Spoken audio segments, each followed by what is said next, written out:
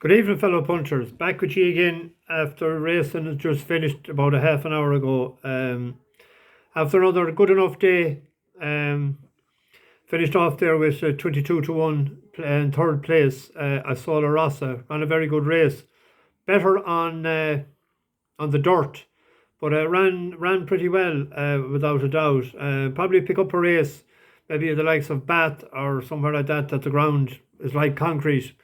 We had half it placed as well at 9 to 1. It was only beaten a neck. Ran on well.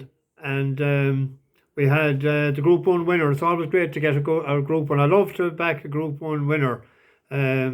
State of Rest. That's Joseph O'Brien's first Royal Ascot winner. And it's mighty that he won it in a Group 1. Given a great ride by Shane Cross. I think he was overlooked. He was out to 9 to 1. I couldn't understand it today, because he's won in Saratoga, and he won the Cox Plate in Mooney River last year, and had won in France, and should have won in the Tattersalls in Leopardstown there. But anyway, a profitable day again. So grand after 2 days, we had 2 winning videos.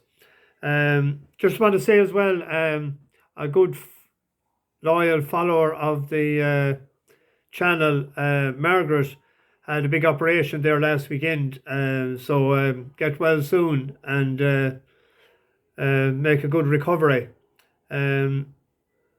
Just as well, I read there today, and it was great to see William Haggis not being too hard on Kieran Fallon for the ride on Maljum, because I seen some tweets yesterday evening that saying that he'd be getting a bit of a bollocking, but anyone could see the way he put down his head just as he crossed the line, knew that he left it on the race course. It'll be interesting to see when he goes for the Sussex Stakes next time out, but I think Bar Desert Crown, it's a moderate enough bunch of 3-year-olds this year. Not nothing like last year with Hurricane Lane or Addy or Yabir. Anyway, Iggy Higgins was ordering steak and onions there a few minutes ago. He had it tipped up last night at 1. I see at 4 to 1. I didn't back it. I forgot about it. Dino as well, he was on about this morning. State of Rest without the favourite. I meant to say that just to leave it, but I put it up in the description. It was 11 to 4 without the favourite, and I hope somebody spotted that. Always check the description. We had 5 in the Placepot again today, 5 in it just today. I paid 26 quid just today and change, and I paid 81 and something today. The one that let us down today was the favourite, the big gambled one, that one of Andrea Zini and Varians at the 5 o'clock. We had all the rest of them, and yesterday it was the sprint Golden Pal that let us down, but we might get it tomorrow. Lee Shaughnessy was on the bus today for the first time.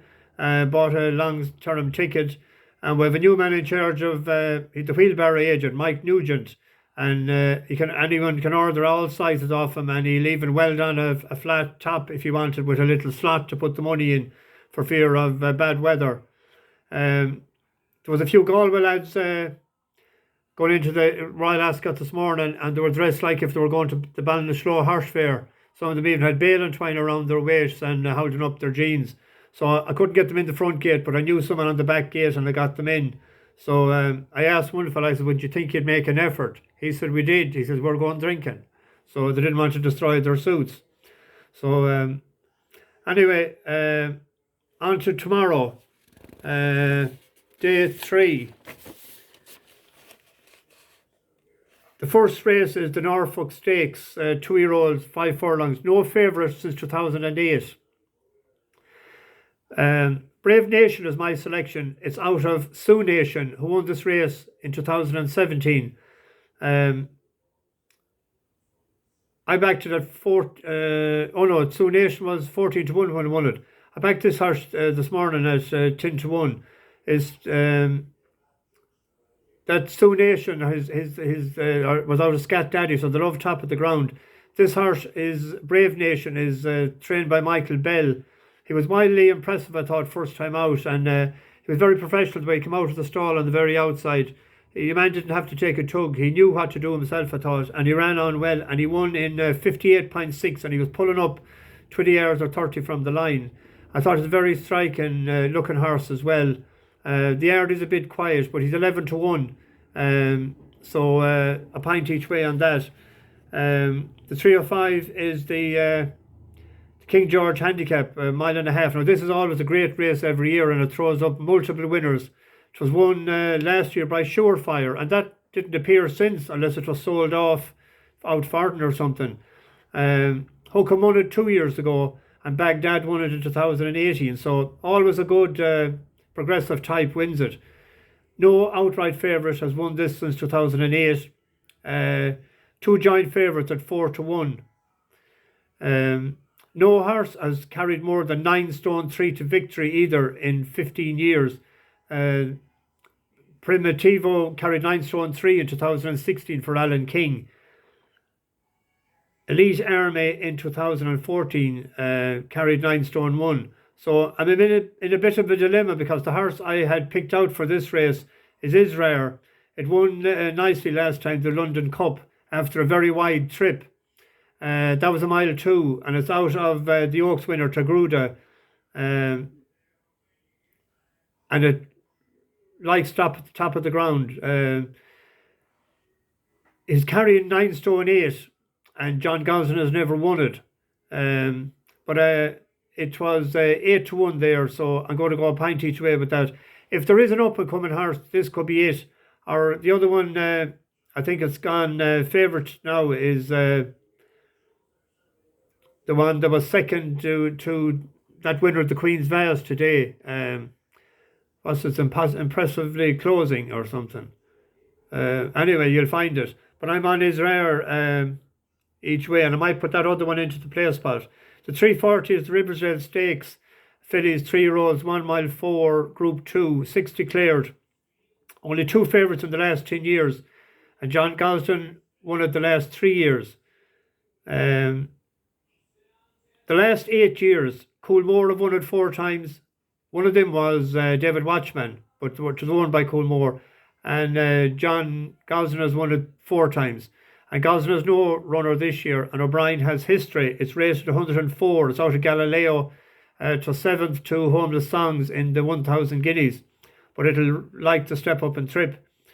Previously, it won a group race. And it cost 2.8 million at the yearling sales as well. So a lot of dash handed out. Life of Dreams was second to Emily Upjohn in the Musadora in York. Godolphin owned it, and Charlie Appleby. And it won the first time out in Newbury. So that was a good run, a second lifetime run. And Magical Lagoon is for Jessica Harrington. It's out of Galileo as well, and to second last time. Sea Silk Road is the favourite. It's out of Sea the Stars. Willie Haggis trains it. It won a listed race in Goodwood last time.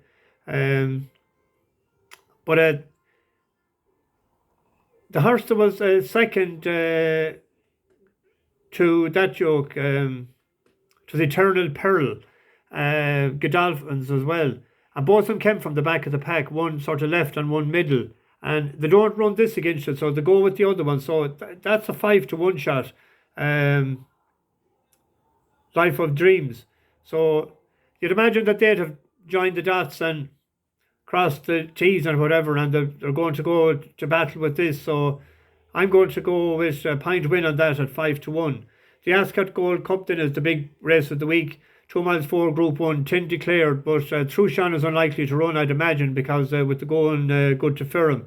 Stradivarius won it in 2018, 19 and 20. It was 4th last year after winning its prep run in the Sagara Stakes.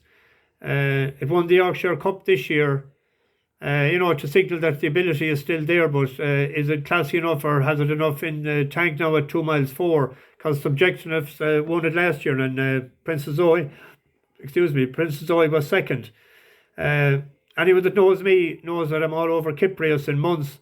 I first came across this last year when it won. It won its maiden in Galway, but there was a lot of money for it in last year in in Ascot, in the Queen's Vase, but it was unruly in the stalls, and it was withdrawn.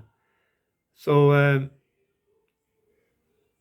it had been fourth in the Derby trial, but it won the vintage crop in Navan, beating his sister, Search for a Song. Falcon 8 is another brother, so the stamina, plenty of stamina in the family. It holds up in the Savile Beg then the last time at a mile 6.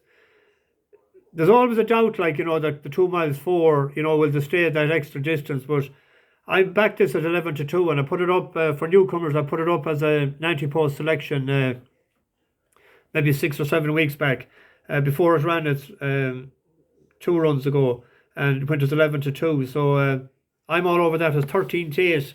I have a good bet on it each way, and I went in a few times since. But anyway, that'll be, and I gave it as my nap of the week. So you have to commit yourself at sometimes, So the 5 o'clock then is the Britannia handicap. Mr. Moore better do the business tomorrow. He's not that lucky for me the last few years. I've that in mind, but he might get back in my good books tomorrow. Good lad, Ryan, if you're watching. The Britannia is at 5 o'clock. Martin Pipe, there's 33 declared of this, and Martin Pipe, you say, the bigger the field, the bigger the certainty, but I don't know about that as a total minefield. Since 2008, one favourite won at 6 to 1, fast or free for Willie Haggis. The last 4 winners were drawn 19, 19, 29 and 15. Before that it was 3, 11 and 12. Parata won it last year for Marcus Tregoning. Carried 9 stone 3. And then 9 stone 2 in the year before. War Envoy carried 9 stone 6. It was the most winning weight carried since 2008. My selection of the race is Atrium, Charlie Fellows and Kieran Schumacher riding. Is drawn 22, is carrying 8 stone 13. Is 2 for 2 at the track, which I find important because they did a horse win there today who had been 3 for 5. It won its second start last July at the track off 85, and was gambled on that day from 8 to 1 into 7 to 2 favourite. And the second one since, and the third has won. And the 7th was second, and the 8th was third. So it's a pretty strong race.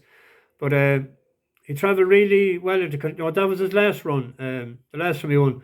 But he was very impressive, I thought. He travelled really well into contention, and he won by 3 lengths. He's up £7 for it. Charlie Fellows is going all right. The last 24 runners, he had 5 winners and 7 place ones, so 21% strike rate. He had a winner then on the 11th and 12th of June, so in the last couple of days. That King of Time isn't a bad horse for Godolphin. He got blocked in his run the last time and he had to circle the field, but the ones behind it hasn't done much for the form since. But there's an outsider there at 50 to 1. Ribhi. It's down in class for Marcus Tregoning. And he's doing all right. He's 2 for 8 in his last 8 horses, 2 for 8 in his last stable starts. This yoke has ability, so he might be worth, we'll say, a 0.5 each way and 1.5 each way on Atrium. He's 16 to 1. The 535 is the Hampton Court Stakes, a Group 3, 1 mile 2, 3-year-olds. There's 6 declared. Reach for the Moon for the Queen should win. It was second to My Prospero the last time in the Herton Stakes, and it's raised to 113. So that should win. It's money on. It's probably 4 to 7, 1 to 2. Claymore was second in the Craven to Native Trail. That might follow home. It's 7 to 4 without the favourite. The 6-10 is the Buckingham Palace Stakes. 3-year-olds, 32 declared. It was won by Highfield Princess last year, a 4-year-old. Monte-Kale the year before, another 4-year-old. I came down on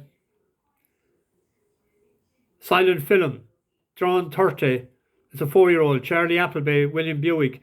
Last time out winning in Medan in January, and it looks to have been targeted for this. It's a big weight. It's 9 stone 12, so it'll need to be group quality to win this. But there's an outsider, Ouzo, a 6-year-old for Jamie Osborne.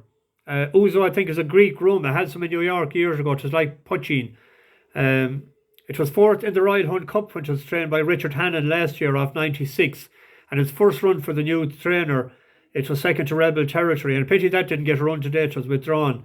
But just 5 lengths back to the third. As he is off 94, drawn 27. Safi Osborne, the daughter, taking £3 off. It's 25 to 1. They're paying 7 places. We go a pint each way on that. In the 6:15 at Leopardstown tomorrow night, there's the horse that I just had my eye on the last day, Nevada Brave for Luke Comer. And Chris Hayes is riding. It's 10 to 1. Didn't get the clearest of runs the last time, and the handbrake was a bit in on, I think, and the stablemate focus requires so to come up on the outs of it, and it won. And Hayes always rides the first string. There's 4 places, and a pint each way on that at 10 to 1. And for people looking for a short price winner, My Mate Mozzie with Patrick Mullins up in the saddle should win the maiden tomorrow night. This trip suits, it's a 2-mile maiden, and his last 2 was mile 6 and a mile 4. One of them was to Speedy Oak of Johnny Murtagh's. There's an interesting race on Friday. Some of you might have spotted it already. There's 3 horses, 2 of them in the one race. 2 that I tipped and backed the last time, and there's another one in it that I tipped and should have won. It was second. So I'll have to really get my thinking cap on to see which of them are what, are they worth the bet at all or not or anything. So anyway, that's me. That's for day 3. It's tired in this crack. I spent a few hours at it last night and again this morning. So when I get the day off Sunday, I'll tell you something, or maybe Saturday evening, be a few pints in bed early. Thanks very much everybody for the nice comments and the plenty of views. There's over 2,000 the last few days, so it's great to see. Anyone that hasn't subscribed, please do so and spread the word. We're trying to do the best we can to get the bookies money off you. We're not too bad. We're up after the 2 days, which is all right, and not too bad for an ordinary 5/8. See you tomorrow. Good luck.